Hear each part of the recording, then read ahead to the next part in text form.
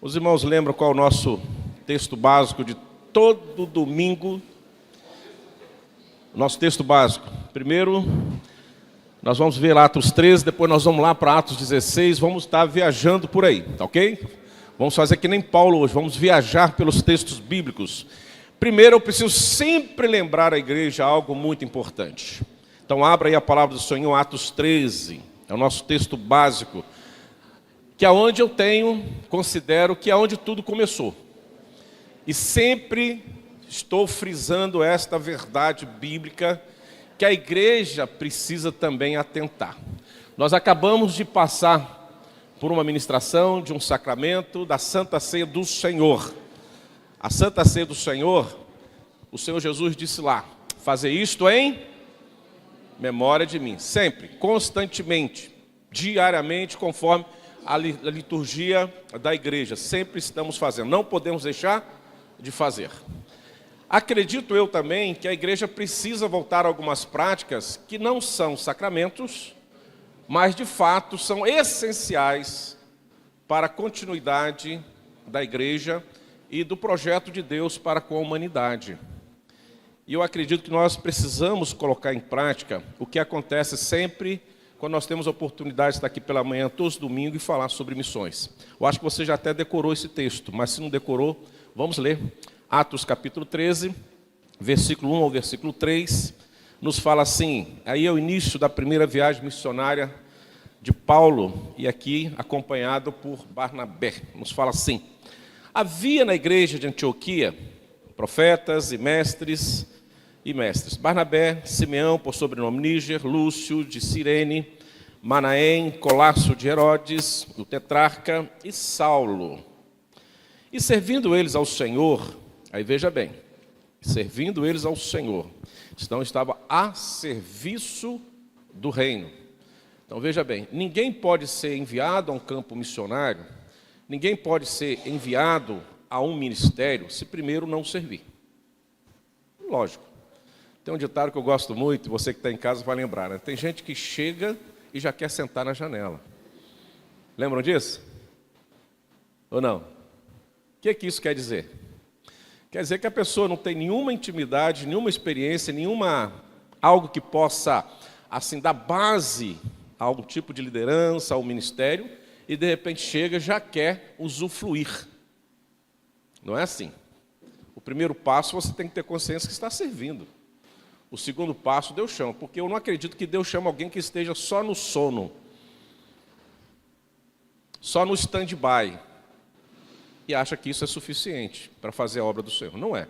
Então, veja bem, há algumas particularidades, quando nós falamos de liderança, de fazer missões, de como a igreja funciona, e como temos que levantar liderança na igreja, que tem que participar desse princípio bíblico. Então, servindo. Quando nós realizamos eleições aqui de presbíteros e diáconos, pastores, etc., nós precisamos olhar os relatos bíblicos que qualificam as lideranças. Mas muitas vezes não fazemos isso. Elegemos e votamos pela amizade. Se não for eleito, coitadinho, vai ficar chateado, vai sair da igreja. Ele tem que ser eleito alguma coisa para permanecer na igreja, mas é eleito e não faz nada, só traz problema, porque quem não trabalha antes, não trabalha depois. Isso é uma verdade. Então, primeira consideração que está aí no texto. O que está considerando aí?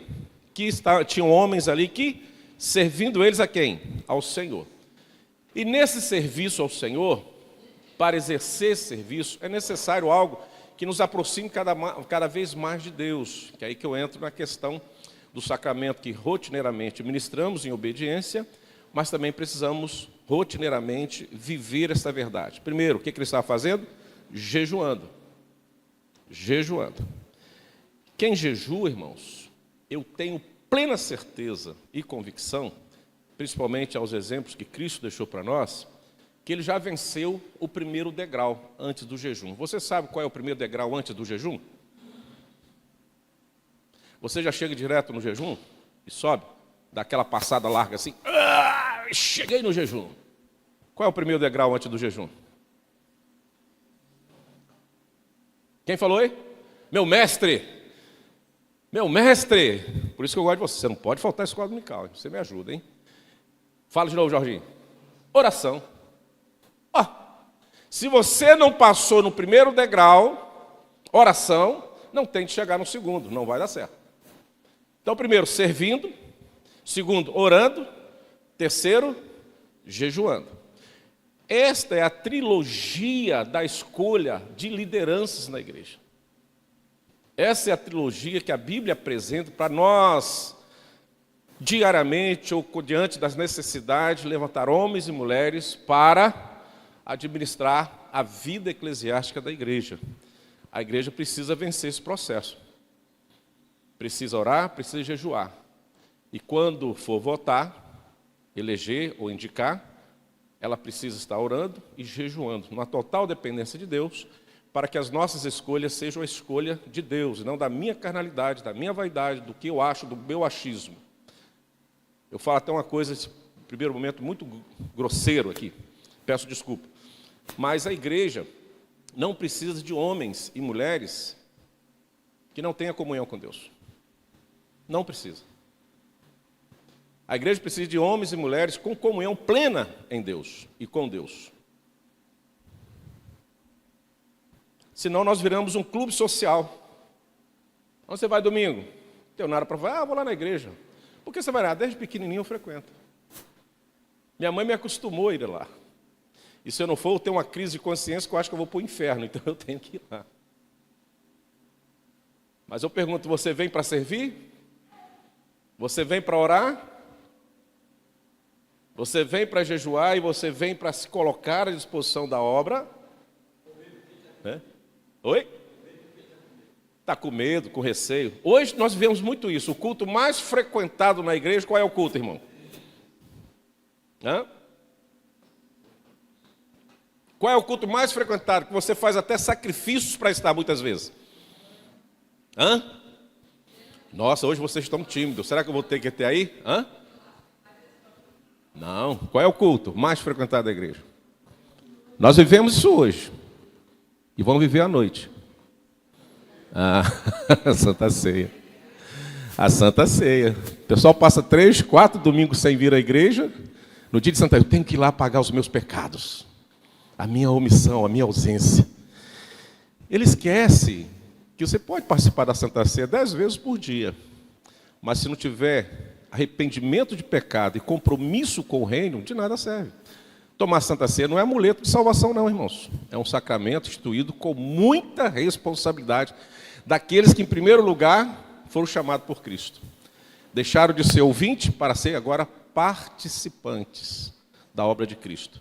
E de ato contínuo, na primeira aparição de Cristo, após a sua ressurreição, ele diz assim ao povo: ide por todo mundo. E fazer o quê? E quem foram comissionados a priori para fazer isso? Aqueles que sentaram à mesa com Cristo. Estavam ali na ceia. E olha que tinha gente ali que não tinha compromisso nenhum com Deus. Vocês sabem o que aconteceu depois com Judas. Então, cuidado para não ser crente das oportunidades. Longe do serviço, longe da oração, longe do jejum. Ainda hoje pela manhã recebi um corte do pastor Hernandes. Alguém envia, sempre envia. Quando eu acho interessante eu envio. Quando não acho, eu não sou muito de enviar nada nas redes sociais. Não tenho rede social, né? Eu não envio muito, não. Mas ele fala uma coisa muito séria. Não existe igreja sem oração. Não existe ministério sem oração. Fala ali, não existe. Não existe. É engodo fazer igreja sem oração. Então, quando nós olhamos o início da viagem missionária de Paulo, nós vamos ver que houve um cuidado da igreja em estabelecer os missionários, aquelas lideranças que iriam inaugurar esse projeto de Deus na terra, que aí, em todos os cantos, pregando a palavra de Deus, escolher homens que serviam, que oravam e que jejuavam. E que a igreja fazia isso. Diz o texto o seguinte: quando estão no serviço, quando estão no jejum e na oração, algo tremendo acontece. O Espírito Santo, disse o Espírito Santo. Veja bem, não disse o pastor da igreja, não disse a assembleia da igreja, não disse o amigo do presbítero da igreja, o amigo do pastor da igreja. Mas quem disse foi quem, igreja? O Espírito Santo. Foi ele que disse. Então ele vai lá e aponta: separai-me agora Barnabé e Saulo para o quê? A obra que eu tenho chamado. Ou seja, já chamei e agora estou tornando isso visível, comunicando à igreja. Separe esses dois aí para fazer a obra que eu tenho chamado. Quem disse foi o quê? O Espírito Santo. Bom, a igreja podia sacudir o pó, tirar as sandálias, voltar para casa, dormir e esperar 3, 4 anos da volta de Barnabé e Paulo, no momento, fazendo a viagem missionária, para se reunir novamente em oração e jejum. Mas algo que acontece aqui em ato contínuo muito interessante. Após ouvir a voz do Espírito Santo dizendo: separa para mim Paulo e Barnabé, olha o versículo 3, leia comigo, igreja. Então, jejuando e orando, impondo sobre as mãos novamente eles voltam à prática habitual. Não cessa. A primeira parte foi feita, vamos continuar orando e jejuando. Agora eles precisam da nossa intercessão. Eu não posso orar hoje e enviar alguém e esquecer amanhã de orar pela continuidade da bênção de Deus na vida daquele irmão e irmã que estão fazendo a obra do Senhor, quer seja aqui ao redor, as missões urbanas, quer seja também aonde? Nos confins da terra. Eles continuaram fazendo isso, a orar. E desta pequena introdução quase longa, vamos lá para Atos 16, eu separei esse texto, mas nós vamos andar em outros textos, porque o final eu quero encerrar com esse texto aqui. Atos 16, 16 a 34, vamos estar lendo esse pequeno trecho da palavra do Senhor. Nós estamos aí no início da segunda viagem missionária de Paulo, a partir aí de Atos 16, finalzinho de Atos 15, para frente, nós vamos ver. E nisso nós vamos ver aí a segunda viagem missionária de Paulo. E nesta viagem missionária, nós vamos ter esse acontecimento aí. Lembrando que o nosso tema é missão, uma caverna com grandes tesouros. Não esqueça disso aí. Missão, uma caverna cheia de tesouros. Olha o que diz a palavra do Senhor. Vamos lá, igreja. Aconteceu que indo nós para o lugar de... Olha só, meu Deus do céu. Por que você não apagou essa palavra oração aí? Não dá para apagar, não? De novo oração. Semana é semana de oração, tá? Só para lembrar. Tá aí. De novo mesmo, tem certeza? Volta lá. Voltou? Vocês concordam com isso, irmão? De novo, eles jejuaram, eles oraram, fizeram tanta coisa. Agora voltaram de novo a orar? Vocês concordam? Mas vocês estão vindo aqui orar? Ah, já ora em casa. Então, tudo bem, vamos lá. Aconteceu que indo nós para o lugar. E qual é o nosso lugar hoje de oração, irmãos? Como corpo de Cristo? A igreja. A igreja. Atenta para isso. Nos saiu ao encontro uma jovem possessa de espírito adivinhador. Olha como os percalços desta missão chamada nessa caverna missionária, o que vai acontecendo aí. E eu qualifico isso como tesouro, tá? Ao encontro, uma jovem possessa de espírito adivinhador, a qual adivinhava e dava grande lucro aos seus senhores. Vamos lá, vira aí o ministério dessa jovem, Seguindo a Paulo e a nós, clamava dizendo: eu nunca vi alguém ser punido por falar a verdade, mas aí acontece. Estes homens são o quê? Servos de Deus Altíssimo, e vos anunciam o caminho. Então, seguindo Paulo e a nós, ela sempre falava isso, apontava para eles e dizia uma verdade tremenda. Esses dois aí é de Deus. É eles que anunciam o caminho, eles que são do caminho. Os caminhos eram reconhecidos como aqueles que evangelizavam, andavam com as Escrituras. Agora só, isso se repetia por muitos dias. Então, essa logística de sair de casa ao local de oração não era uma hoje sim, talvez amanhã, ou talvez ano que vem, não. O texto diz que por muitos dias eles faziam esse trajeto ao lugar de oração. E por muitos dias fazendo esta caminhada ao lugar de oração, Paulo, então já indignado, voltando-se, disse ao Espírito: em nome de Jesus Cristo, eu o quê? Te mando, retira-te dela.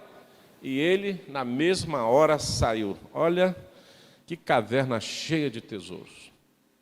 Você pode enfrentar os tesouros, que no primeiro momento parece ser tão negativo, tão difícil, mas se no segundo momento, quando você dá mais profundidade ao entrar nessa caverna, você vê o brilho desta unção, o poder de Deus se manifestando. Primeiro momento da caverna, aquela escuridão. Espíritos imundos, espíritos de adivinhadores, todos os dias atormentando, falando, embora falando uma verdade muito grande. Mas no segundo momento, olha que benção. Deus atua através daqueles irmãos cheios do Espírito Santo, e aquele Espírito deixa de falar. Mas qual a consequência desse tesouro aí nessa caverna missões? Vendo os seus senhores que se lhes esfera a esperança do lucro, você pode associar isso a Jesus, aos gadarenos. Lembra dessa história? Parece que a Bíblia é uma repetição, né? Muda os personagens, mas a história sempre será no mesmo sentido. O que aconteceu com Jesus lá em Gadá? Alguém lembra? Me ajuda aí, escola dominical, hein? Libertou o homem de uma legião de demônios. E aí, ele pede para ir para onde? Os demônios pedem para onde? Para os porcos. Jesus falou assim, tanto faz para mim, para onde vocês vão. Vocês estão escolhendo, então vai. E foram para os porcos, e os porcos ficaram loucos demais e caíram lá e morreram todos. O povão ficou satisfeito? O que fizeram com Jesus? Sai daí, expulsaram Jesus. Não. Quem faz missões, a última coisa que você precisa esperar dessa sociedade maligna são os aplausos, as honras. Pelo contrário. Pelo contrário. Porque se você fizer a obra conforme a vontade do Espírito Santo, você vai experimentar mais os espinhos da rosa do que o perfume da rosa. Gostou aí, poeta? Gostou? Vai experimentar mais os espinhos da rosa do que o perfume da rosa. Aquilo é um poeta nato. É dom, né? É dom. Um dia eu quero ser assim. Então, você faz missões, você tem um percalços. Jesus fez isso. Paulo está enfrentando isso. Agarrando ele, Paulo e Silas, né? Arrastaram para a praça, à presença das autoridades. Vamos lá. E levando aos pretores, disseram, este homem, sendo judeus, perturba a nossa cidade. Qual era a perturbação? Pregava a palavra e expulsava o demônio. Essa era a perturbação. Olha como o mundo fica perturbado com a presença de Cristo. Eu, quando falo sobre possessão, e raramente falo, no início do meu ministério era muito comum isso, eu pedi a Deus que tirasse o meu ministério, que é muito complicado, e Deus resumiu bastante essa questão de possessão. Mas eu nunca vi um espírito ficar calado quando vê um homem ou uma mulher cheio do Espírito Santo perto dele. Ele se acusa. Respeita a sua opinião. Mas no dia que você é cheio do Espírito Santo, pode passar 5 metros de uma pessoa possessa, ele vai se acusar, ele não vai aguentar o brilho da luz. Quem já viveu isso, sabe o que eu estou falando. Incomoda. O Espírito Santo incomoda os demônios. Então, a presença de Paulo e Silas ali, com eficácia, expulsa um demônio, que dava lucro aos seus senhores, né? Que escravizava aquela mulher, que todo demônio que vai possuir alguém, torna essa pessoa escrava. Então, escravo dos demônios e escrava de quem pratica os atos demoníacos. E quando Paulo se aproxima, e ele se aproxima falando a verdade, é expulso e tal. Então, traz para eles essa perseguição, propagando o costume que não podemos receber nem praticar, porque somos romanos. Ou seja, essa palavra deles é só para judeus. É só para quem anda no caminho, os que são do caminho. Não é para nós, não queremos. Rejeitar a palavra. Levantou-se a multidão unida contra ele, então não era nenhum nem dois, mas uma multidão unida contra eles, e os pretores, rasgando-lhes as vestes, que seja, ficaram nus, mandaram o que, igreja? Açoitá-los com vara. Que tesouro maravilhoso nessa caverna conhecida como missão. Você liberta uma pessoa da escravidão demoníaca, você liberta ela da liberdade, revela a ação maligna naquele momento, naquela região, no seio daquele povo, e você ganha como prêmio o quê? Açoite. Suas roupas são rasgadas em praça pública. E além da vergonha de estar nu, ainda ali açoitaram eles. Que tesouro maravilhoso nessa caverna conhecida como missões. Homens que foram ungidos pelo Espírito Santo de Deus, comissionados pelo Espírito Santo de Deus, em resposta à oração e jejum de uma igreja. Por que eu falo isso nesse momento? Porque quando nós estamos em missões, não podemos deixar de perceber que nós vamos ter um confronto no mundo espiritual. Então, missões não é brincadeira, não é uma vaidade humana, sou missionário. Não, é um trabalho espiritual sério, com sérias consequências. E as consequências virão, mas o mais importante é que aqueles que estão comissionados e amparados pelo jejum e oração do povo de Deus, com certeza estarão sofrendo as consequências de um trabalho missionário, mas em Cristo eles serão de fato aí mais que vencedores. Porque eles não irão retroagir a missões, nós vamos ver isso logo lá, mais na frente um pouquinho. Então açoitaram, lançaram no carro, ordenando o carcereiro que guardasse com toda a segurança. Então foram presos, literalmente. Este, recebendo tal ordem, levantou-os para o cárcere interior e lhe prendeu os pés no tronco. Olha como estavam bem presos. Por volta da meia-noite, Paulo e Silas oravam e cantavam louvores a Deus, e os demais companheiros de prisão escutavam. Depois eu volto a esse assunto. De repente sobreveio tamanho terremoto que sacudiu o alicerce da prisão, abriram-se todas as portas e soltaram-se as cadeias de toda. Olha só, o carcereiro despertou do sono e, vendo abertas as portas do cárcere, que susto que ele levou, porque ele pagaria com a vida, né, se alguém tivesse fugido, puxando da espada. Então ele antecipa isso, já que eu vou morrer, então eu mesmo pratico um suicídio, né? Mas ele ouve a palavra lá do fundo da caverna, conhecida como Missões, que tem um tesouro maravilhoso. O que ele ouve lá do fundo dessa caverna conhecida como Missões, que tem um tesouro maravilhoso para nós, irmãos? Pode botar o próximo versículo, acho que está lá, né? Mas Paulo, o que fala? Vamos lá. Por quê? Sabe o que eu acho interessante nesse tesouro aí? É que quem é de Deus não é egoísta. Ele divide as bênçãos com todo mundo. E Deus, Ele é perfeito nos seus desígnios. O texto anterior que nós lemos diz que a prisão foi aberta, sai quem quer. Certo ou errado? Foi isso que eu entendi? Ou vocês entenderam assim ou diferente? A prisão foi aberta no texto anterior, certo? O carcereiro, quando viu, qual foi a primeira percepção que ele teve daquela situação de todas as portas do presídio estavam abertas? O que ele viu? Que todos fugiram. Qual foi a atitude dele em primeiro momento? Qual foi o primeiro pensamento dele? Vou suicidar, porque eu estou perdido. Ele sabia o que ia acontecer com ele. Mas lá no fundo, nessa caverna conhecida, com missões, temos tesouros tremendos que nós só podemos experimentar se estivermos na caverna. Sem medo, sem receio. Lá do fundo, vem alguém novamente cheio do Espírito Santo de Deus. E ao invés de falar assim, morra desgraçado, sua peste, você tem que morrer mesmo, por me chicotear, passar, me colocar lá no fundo da prisão, amarrar os pés lá com correntes, braços, tudo. Você me fez muito mal, então morra miserável. Porque se você não matar a si mesmo, não se suicidar, eu vou aí e acabo te matando. Ah, meu mestre de novo me salvou. Foi isso que nós lemos no texto? Essa narrativa é minha? Essa narrativa minha é apócrifa, tá, irmão? Não creio nisso. Não foi isso. Porque quem está na missão, nessa caverna, sabe que todas as coisas cooperam para o bem daqueles que amam a Deus, até os açoites. Olha o caminho estreito, pedregulho, com espinhos que sangram na pele, que Paulo e Silas tiveram no início da sua segunda viagem missionária. Olha que caminho. Primeiro eles operam um milagre, confronto com o maligno e vence, libertam a vida. Consequência disso, açoites, que sangraram a pele. Consequência disso, lançado no cárcere. Mas Deus continuava com ele. Olha o caminho, olha o projeto de Deus.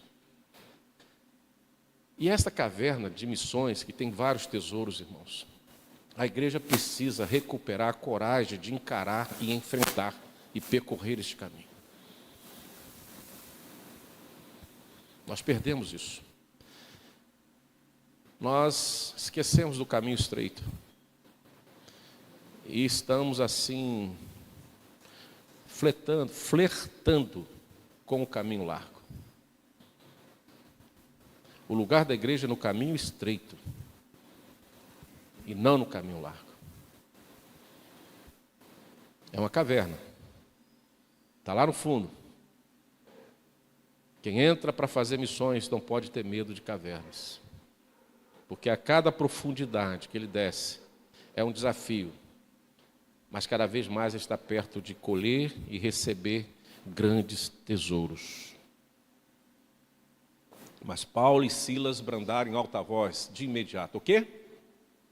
Não te faças nenhum mal. Agora completa para mim o final desse versículo, a última frase. Deus é Deus, graças a Deus. Anota aí, a minha frase é essa.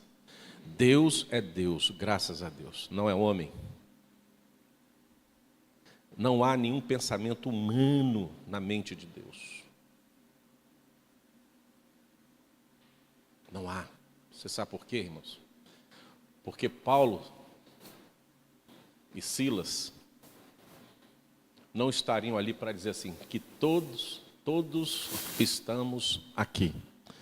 Todos estamos aqui. Todos. Ninguém fugiu. Ninguém fugiu. Paulo e Silas poderiam fugir? Poderiam, mas não fez. E Deus ainda, na prisão, segurou todos os outros presos. Porque muita gente acha que só Paulo e Silas tivessem fugido, aquele carcereiro seria morto. Não, qualquer outro preso.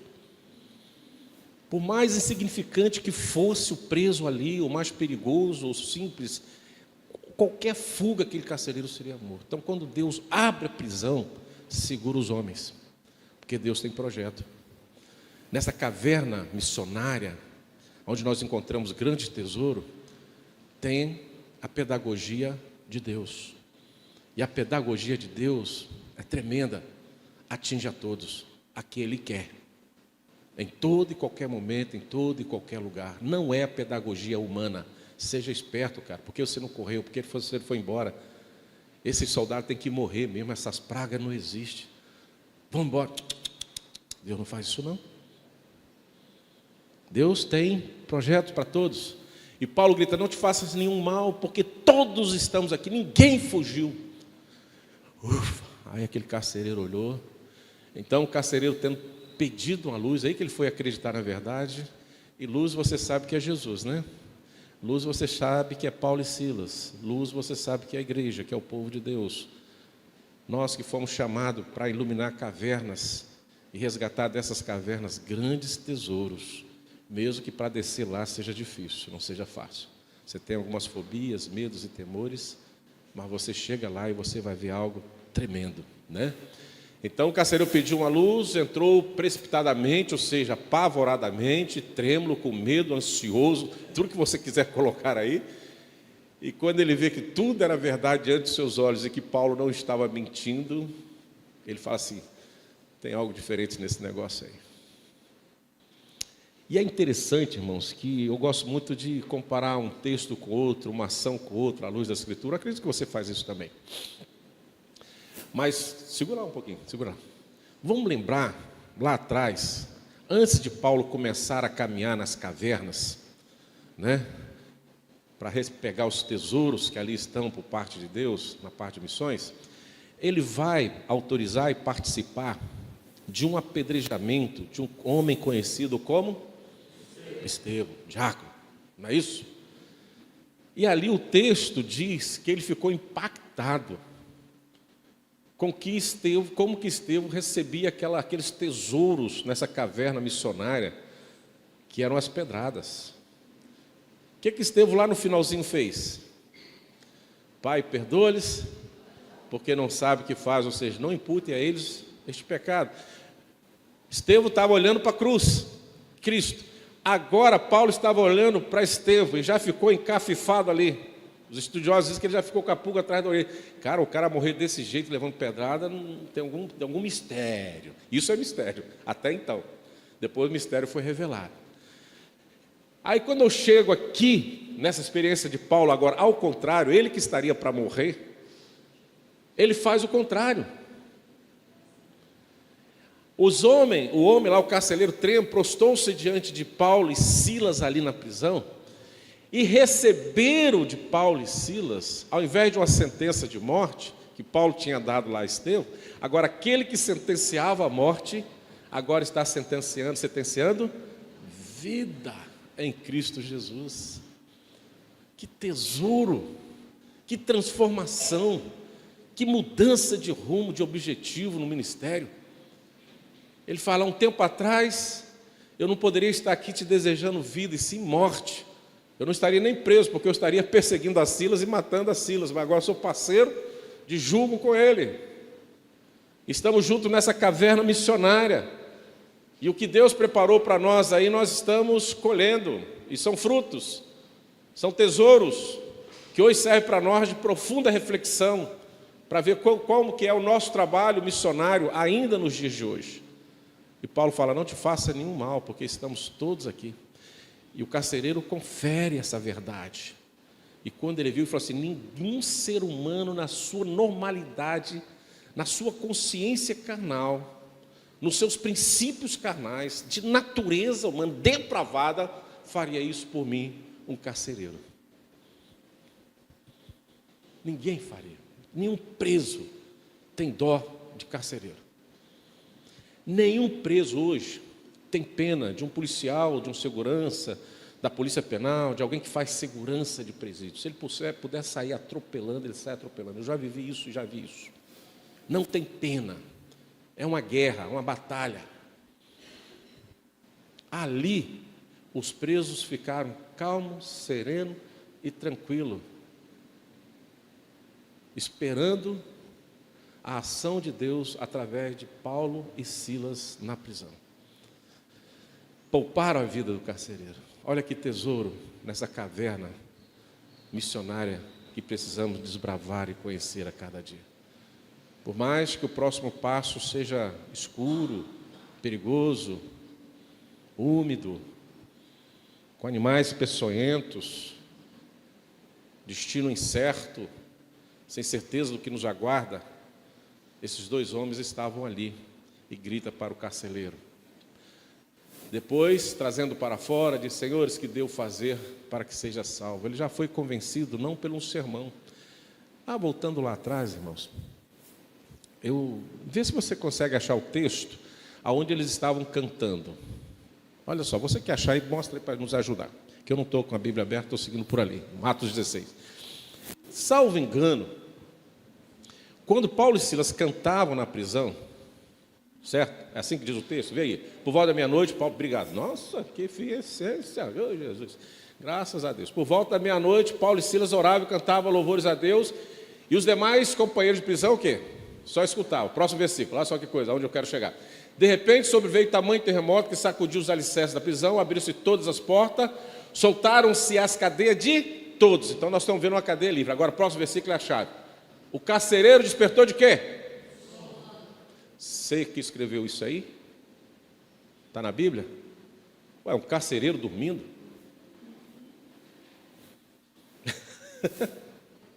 Ele era para estar o quê, irmãos?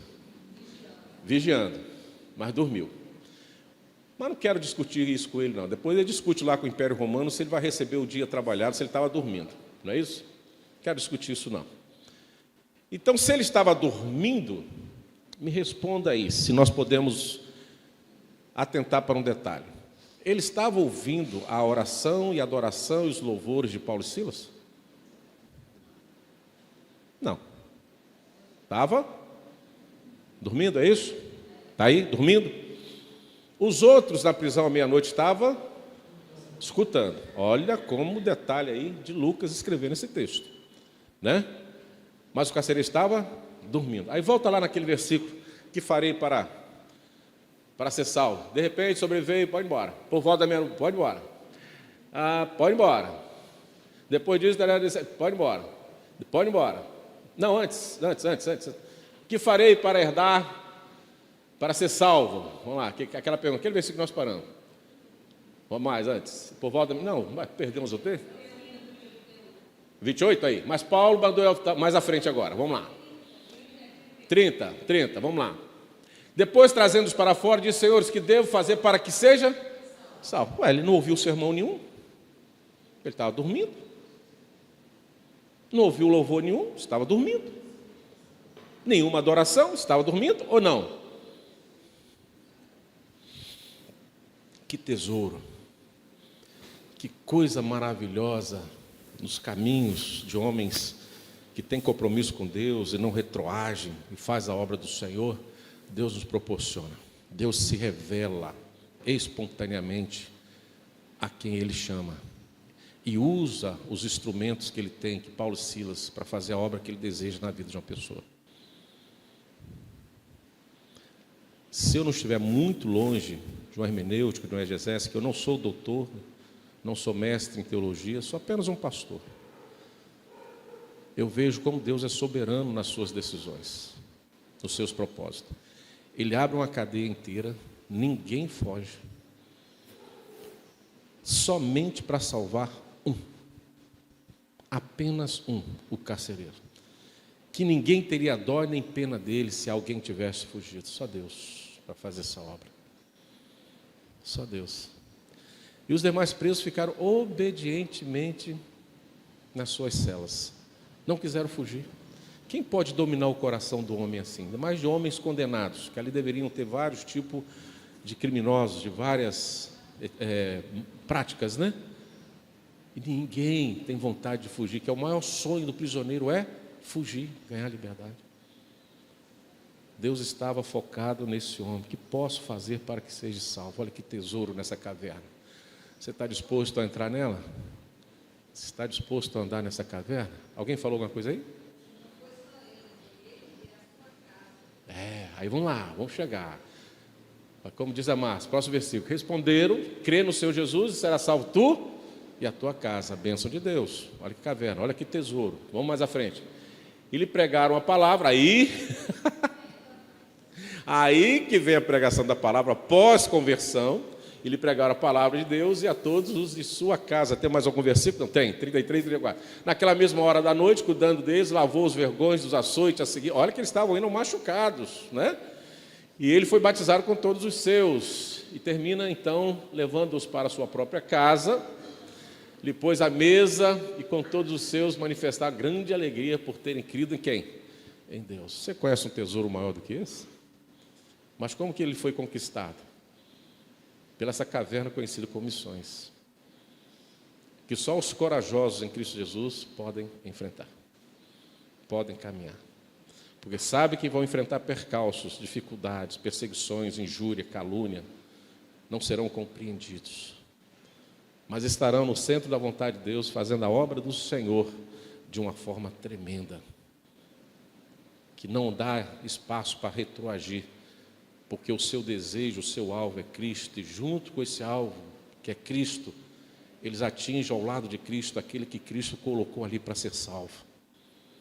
É uma flechada acertando dois, um é Cristo e outro é o pecador ao lado de Cristo, carecendo da sua oração, carecendo do seu testemunho, da sua palavra, e a gente tem que olhar para Cristo, porque sempre ao lado de Cristo tem um pecador precisando da salvação, sempre. Que tesouro é esse? E aí, irmãos, eu tive algumas curiosidades de ver o testemunho de Paulo. 2 Coríntios 11, estamos caminhando para encerrar. 2 Coríntios 11, 23, 33. Eu quero ler com vocês, ela vai colocar ali. 2 Coríntios 11, 23, 33. Que testemunho fantástico. Não vou considerar o contexto, não há tempo para isso, mas diz assim, 2 Coríntios 11, 23 a 36. São ministro de Cristo, 11, 23, são ministro de Cristo, falo como fora de mim. Eu ainda mais em trabalhos, ou seja, eu faço muito mais do que vocês pensam e imaginam. Aí chega uma vaidade humana, né? Eu faço, eu reconheço o que ele está fazendo. Muito mais em, repete a igreja, muito mais em, olha onde ele trabalhava, olha que caverna aí, muito mais em prisões, muito mais em olha a caverna, sem medida, em perigos de morte, muitas vezes. Próximo versículo. 5 vezes recebi dos judeus o que, irmãos? Faz essa matemática aí, você vai descobrir. Tem um mistério ali, 40 e tanto menos 1, né? 25. Fui 3 vezes fustigado com vara. Uma vez apedrejado. Em naufrágio 3 vezes. Uma noite e um dia passei na voragem do mar, náufrago, né? Em jornadas, muitas vezes em perigo de rios, em perigos de salteadores, em perigo entre patrícios, pessoas próximas, né? Judeus, em perigos entre gentios, pessoas não judeus, em perigos na cidade, perigos no deserto, em perigos no mar, em perigo entre falsos.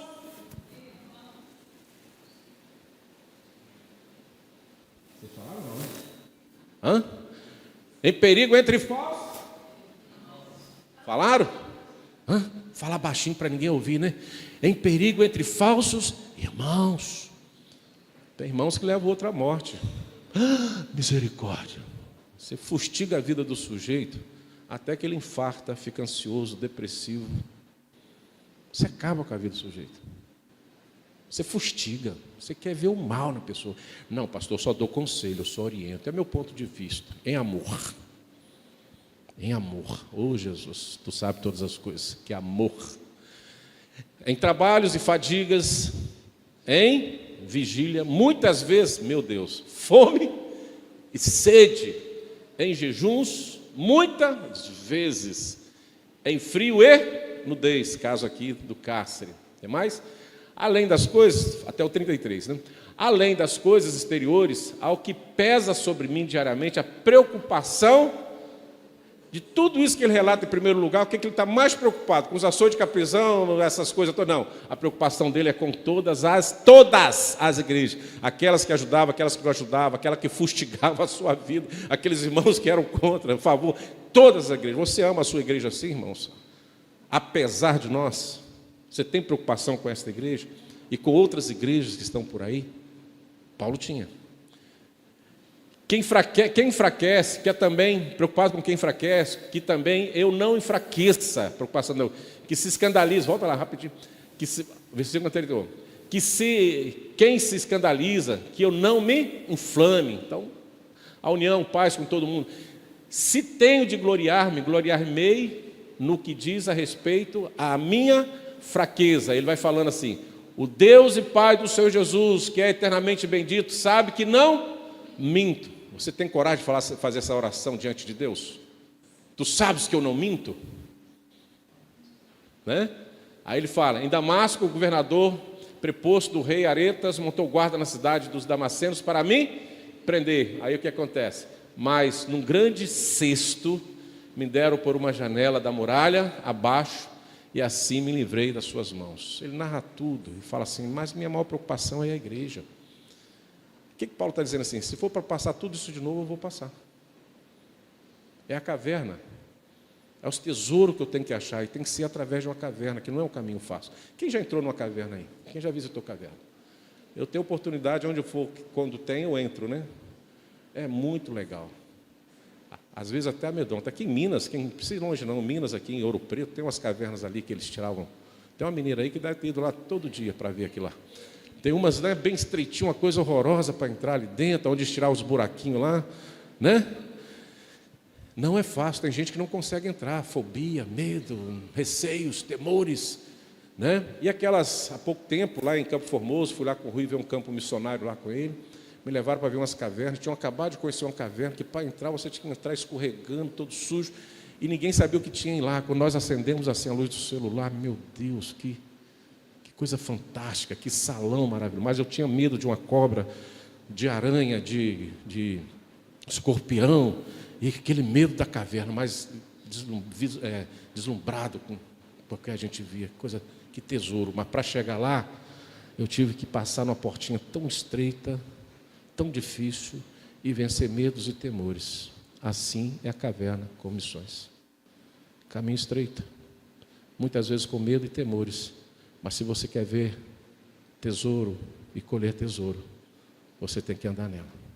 Entenderam, igreja? Aí o caminho para encerrar. Eu fiz até um resumo dos 10 piores sofrimentos de Paulo, mas não vou falar sobre isso não, porque nós já especificamos ali. Mas eu quero chegar no último texto e, sem muita demanda, quero encerrar. Não vou falar sobre os 10 maiores problemas de Paulo e quero chegar no último tesouro, que eu acho que essa questão ficou bem clara no coração de todo mundo aí, não ficou? Daquele texto que acabamos de ler, do testemunho de Paulo, 1 Coríntios, chega em casa, lê de novo, para você não esquecer disso aí. Mas vamos lá agora para Atos 19, 11 e 20. Aí você acha assim, chegamos no ápice da glória missionária, de fazer missões. Mas não podemos esquecer o caminho que foi traçado para chegar até lá. Lembra lá de Atos 13, né? Que nós começamos a ler com jejum e oração, texto básico. Lembra aí dos percalços que Paulo enfrentou e Silas e tantos outros. A ênfase aqui é Paulo e Silas, mas todos enfrentam, né? E aqui nós vamos ver ele dizendo algo maravilhoso. Atos 19, nós vamos ler até o versículo 20, tá? Vou ler por ali que é melhor.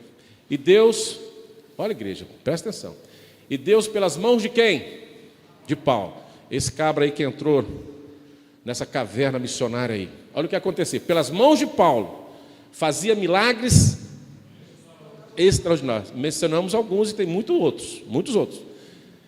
A ponto, a crer, irmãos, isso não é como algumas igrejas fazem outra, não. Tem que ser Paulo, tá, para fazer isso aí. Não sei se alguém consegue fazer isso aí, mas através de Paulo, Deus fazia e operava isso. A ponto de levar os enfermos, lenços e aventais, né, e do seu uso pessoal, diante do quais as enfermidades fugiam das suas vítimas e os espíritos malignos se retiravam. Lembra que eu falei? Só estar perto de alguém que é santo, no sentido de compromissado com o reino de Deus, cheio do Espírito Santo de Deus, que o inferno treme e sai. Só isso. Você não precisa falar, sai diabo. Não, ele mesmo já sai.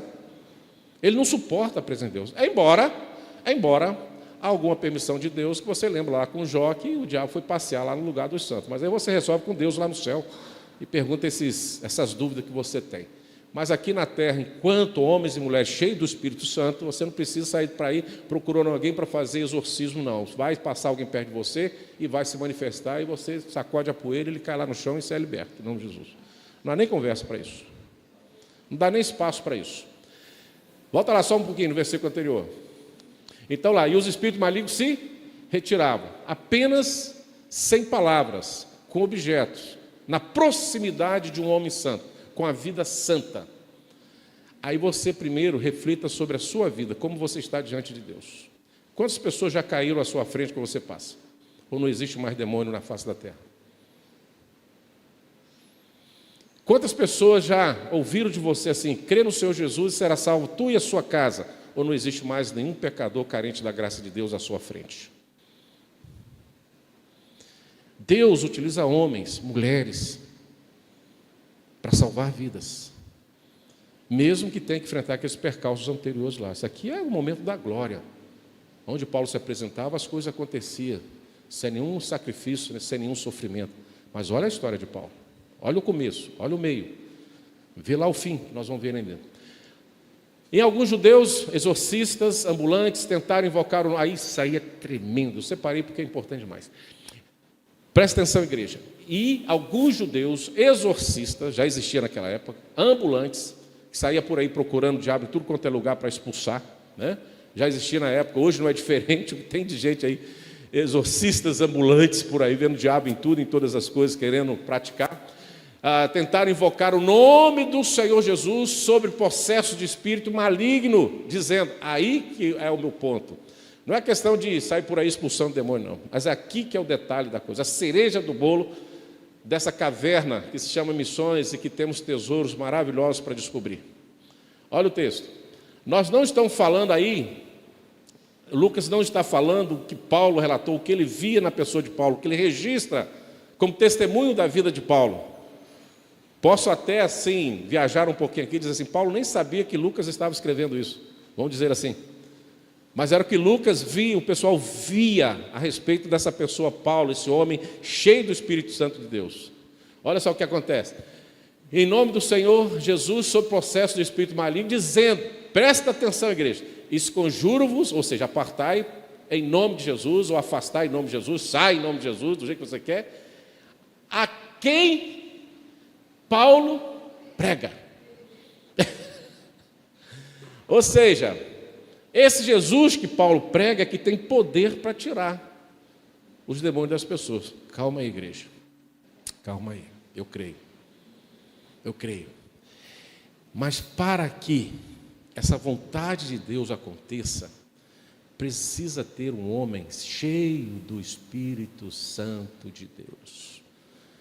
Aqui não cabe você pregar por inveja, pregar porque acha bonitinho. Não tem nada para fazer, eu vou pregar. Você pode falar em nome de Jesus trocentas vezes, nada vai acontecer. Se você não recebeu o refluxo dessa sua tentativa que nós vamos ver agora. Ele fala em nome de Jesus a quem Paulo prega.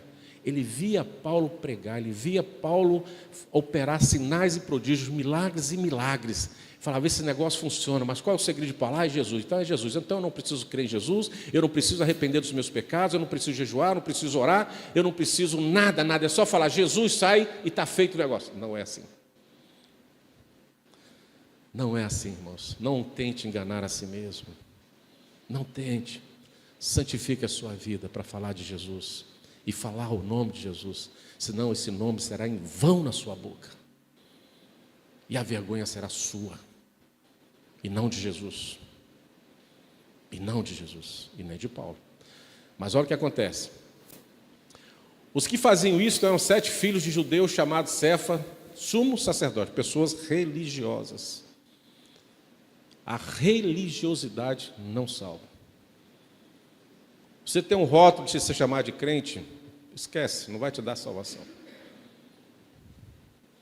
O que existe de pessoas dentro da igreja condenadas não é brincadeira, são muitos.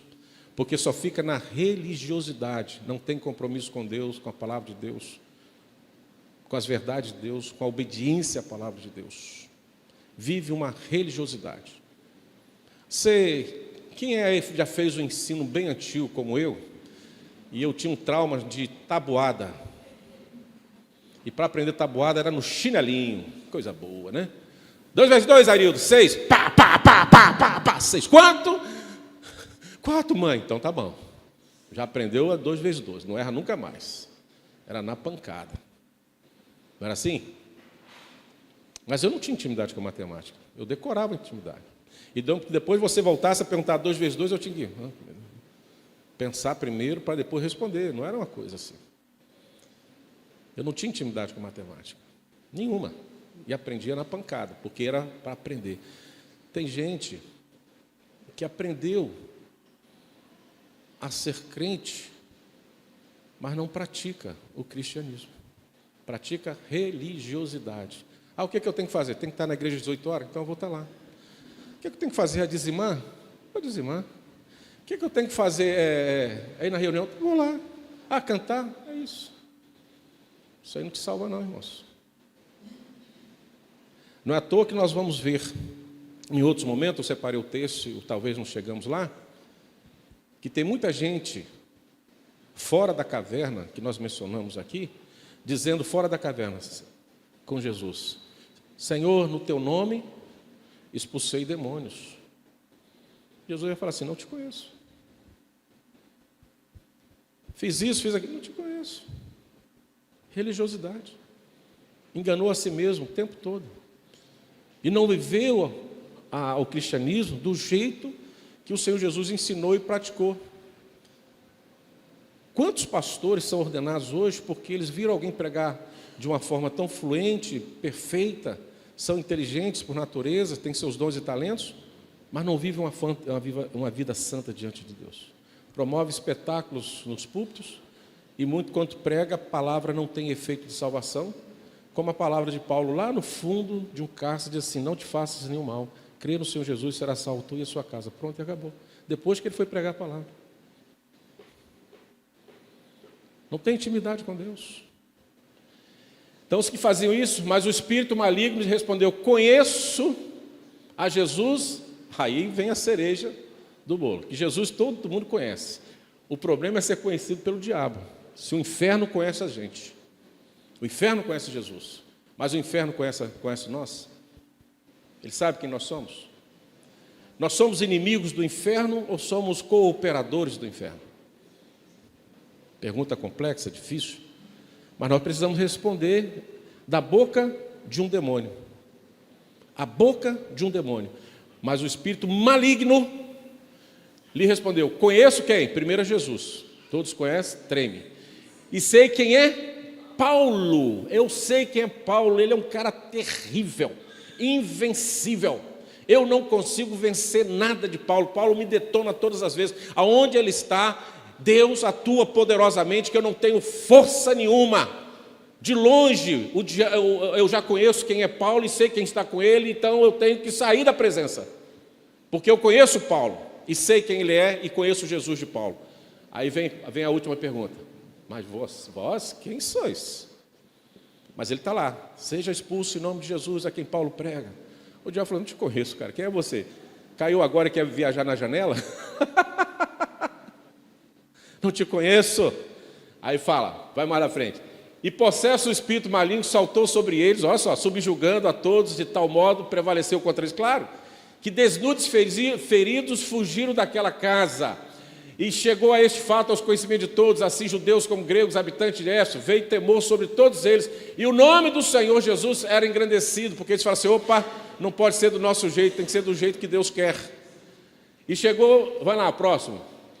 Muitos dos que creram vieram confessando, denunciando publicamente as suas próprias obras. Eles falaram assim: eu tenho que mudar de vida, eu tenho que crer no Cristo que Paulo prega e viver como Paulo vive.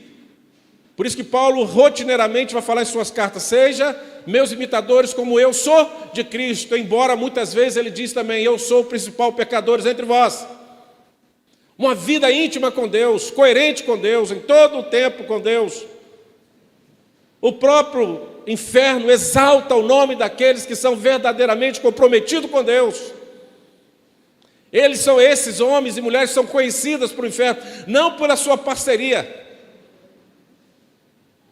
mas pelas batalhas que são travadas, e o inferno sempre é derrotado quando desaparece. Esse é o tesouro das missões. Muitos dos que creram vieram confessando, denunciando publicamente as suas próprias obras. Aí, irmãos, por favor, permita aqui, você que está em casa, me entenda, por favor. Muitas vezes achamos que o diabo não prega, mas o diabo prega. Ele não crê, mas ele prega. Muitas vezes a ação do diabo, ao invés de favorecer o inferno, vai favorecer o céu.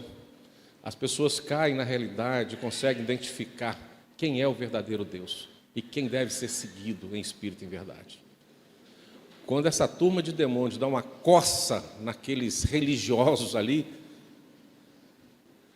sabe o que acontece? O povo fala assim: olha, eu tenho que voltar para Cristo, porque o inferno está feio.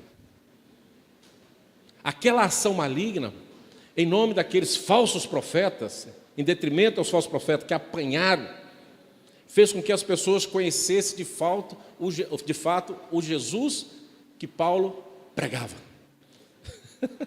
Olha que coisa! E todos se arrependem, sem Paulo pregar uma palavra, naquele momento. Todos confessam o pecado. Então nós precisamos dar testemunho, pregar, anunciar em todo o tempo, porque Deus faz o resto. Deus completa a obra através de cada um de nós. Seus testemunhos e os seus exemplos não serão apagados pela história. O seu testemunho e o seu exemplo não será esquecido quando você não estiver presente. Todos lembrarão do seu testemunho, da sua fala, do seu exemplo, do seu valor. E assim as lembranças das boas novas de salvação, já profetizada e pregada por você em todo o tempo da sua existência, terá seu efeito na vida das pessoas que a posteriores ouvirão falar de Deus através do seu testemunho. É uma caverna que você colhe frutos. Tesouros tremendos. Vamos encerrar. Também muitos que haviam praticado a arte mágica, reuniram seus livros, queimaram. O pastor Geraldo falou isso quarta-feira, dá uma olhadinha lá, você vai ver. Queimaram, falou até o valor hoje, contextualizado. E queimaram diante de todos, calculando os seus preços, achou-se montante de 50 mil denários. Ele falou aqui o valor que seria hoje atual aí. Depois Pede lá o pastor Geraldo para atualizar os valores. Mas ele falou quarta-feira, quem não veio perdeu, quem não veio tem a oportunidade de ver. E venha sempre. Assim a palavra do Senhor crescia e prevalecia poderosamente. E vai continuar crescendo poderosamente se nós, como igreja, estivermos à semelhança de Paulo e Silas, numa caverna, com seus percalços, e ali colhendo grandes tesouros. E eu encerro dizendo assim: e perto da meia-noite, Paulo e Silas oravam e cantavam hinos a Deus, e os outros presos escutavam. Que a caverna que você esteja vivendo hoje, todos que estão próximos, ouça a sua oração, o seu louvor e a sua adoração, porque Deus vai se manifestar, e algo novo vai acontecer, e alguém será salvo, em nome de Jesus. Amém, igreja? Vamos entrar na caverna? Tira o medo, tem um tesouro te esperando lá.